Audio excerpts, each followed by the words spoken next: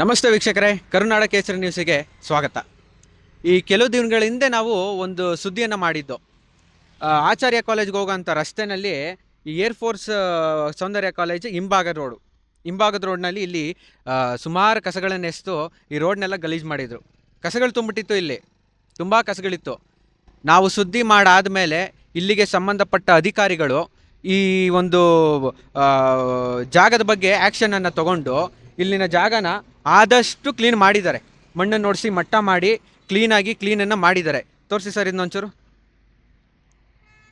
ಇಲ್ಲಿಂದ ಅಲ್ಲಿ ತನಕನೂ ಕೂಡ ಅವರ ಅಧಿಕಾರಿಗಳು, ಸಂಬಂಧಪಟ್ಟ ಅಧಿಕಾರಿಗಳೇನಿದ್ದಾರೆ ಎಲ್ಲವನ್ನು ಕ್ಲೀನ್ ಮಾಡಿದ್ದಾರೆ.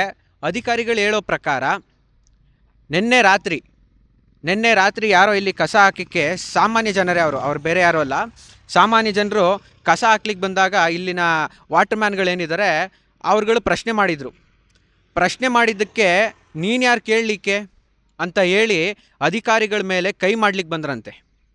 ನಾನು ಹೇಳೋದು ನಿಮ್ಗೆ ಇಷ್ಟೇ ಸ್ವಾಮಿ, ಇದು ಯಾರೋ ಅವರ ಒಂದು ಸ್ವಾರ್ಥಕ್ಕೆ ಮಾಡ್ಕೊಂಡಿರೋದಲ್ಲ, ಇದು ಪಬ್ಲಿಕ್ಕೋಸ್ಕರನೇ ಮಾಡಿರೋದು.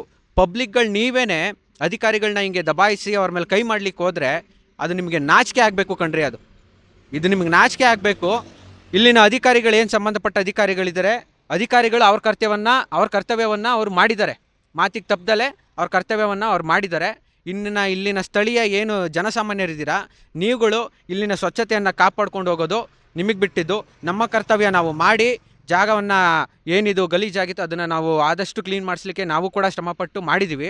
ಇಲ್ಲಿನ ಅಧಿಕಾರಿಗಳು ಕೂಡ ಬೇಗ ಆ್ಯಕ್ಷನ್ ತಗೊಂಡು ಜಾಗವನ್ನು ಕೂಡ ಅಷ್ಟೇ ಕ್ಲೀನ್ ಮಾಡಿದ್ದಾರೆ.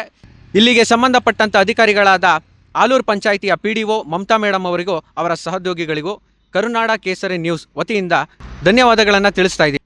ಕ್ಯಾಮ್ರಾಮ್ಯಾನ್ ಜಯಂತ್ ಬಸವರಾಜ್ ಜೊತೆ ರಿಪೋರ್ಟರ್ ಜಯಂತ್ ಗೌಡ ಎ.